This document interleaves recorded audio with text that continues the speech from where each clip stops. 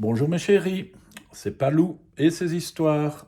Voilà, j'espère que vous profitez du beau temps pour jouer un peu dehors, mais pour quand vous serez rentrés, je viens vous lire l'histoire de Alligator qui se prend pour le roi. Alors on va se plonger tout de suite dans cette histoire.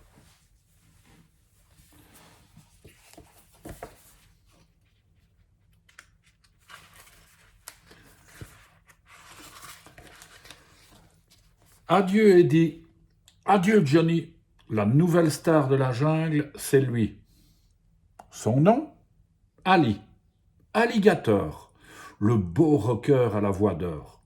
Élu chanteur de l'année par le célèbre magazine Star et Palmier, il vient de sortir son premier disque, Cœur de croqueur, un vrai succès dans le monde entier. Avec mon cœur de croqueur, je suis un rocker, un grand séducteur, un monstre charmeur qui jamais ne pleure, oh yeah! Le problème, c'est que depuis quelque temps, à la télévision, à la radio, comme dans tous les journaux, le sujet favori, c'est Ali. C'est bien simple, on ne parle que de lui. Ali a fait la fête hier. Ali a une nouvelle moto. Ali craque pour Lady Girafe. Ali ceci, Ali cela, et patati, et blablabla. Alors forcément, un matin, devant le miroir de la salle de bain, ce qui devait arriver arrive enfin. Ali attrape la grosse tête. Monsieur se prend pour un génie. Monsieur prétend être un héros. Monsieur s'admire et monsieur dit « De nous tous, c'est moi le plus beau ». Bref, monsieur se croit tout permis. C'est pourquoi, en sortant de chez lui, Ali annonce à ses admirateurs « À partir d'aujourd'hui, lorsque je me déplace, je souhaite être porté pour ne pas me fatiguer. Mieux, je veux que l'on me fabrique un carrosse avec vitres teintées, cinéma intégré et canapé rembourré. Mais attention, si ce n'est pas terminé avant ce soir, je casse ma guitare. » Le soir venu, la foule présente à Ali un superbe carrosse porté par 4 rhinocéros.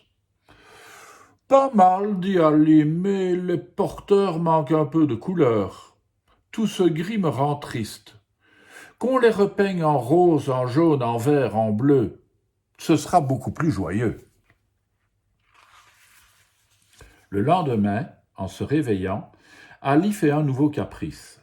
Il convoque les journalistes et déclare « Maintenant que j'ai un beau carrosse, il me faut une maison plus grande, plus luxueuse. Mieux, j'exige que l'on me construise un palais avec piscine chauffée, statues dorées et piste pour danser. Mais attention, si ce n'est pas terminé avant ce soir, j'entre dans une colère noire. »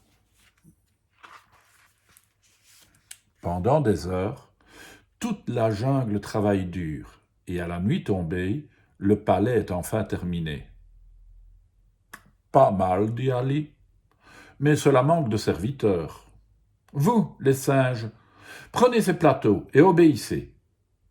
Et en prime, ne parlez plus qu'en rime. Maître adoré, vos désirs sont des ordres, mais par pitié, veuillez ne pas nous mordre. » Le jour suivant, Ali a une troisième idée. Depuis le balcon de sa chambre, il crie à son public. « Maintenant que j'ai un carrosse et un palais, il me faut une tenue plus élégante, plus royale. Mieux, j'ordonne que l'on me forge une magnifique couronne avec diamants, émeraudes et rubis incrustés.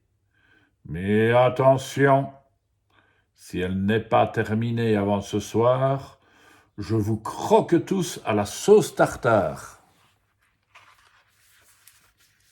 À la fin de la journée, Les léopards apportent à Ali une immense couronne en or massif, plus brillante que le soleil et sertie d'incroyables pierres précieuses. Très joli, se réjouit Ali. Et puisqu'à présent j'ai le carrosse, le palais et la couronne, alors c'est que je suis le roi, qu'on m'appelle donc Majesté et que l'on se prosterne devant moi. D'excellente humeur, Ali décide d'offrir un concert à ses admirateurs. La fête aura lieu demain soir. Afin de s'entraîner, il attrape sa guitare, son micro, et content de lui, joue toute la nuit. Pauvres singes, malgré la fatigue, ils sont obligés d'applaudir encore et encore. Maître adoré, vous chantez des merveilles, mais par pitié, nous avons si sommeil.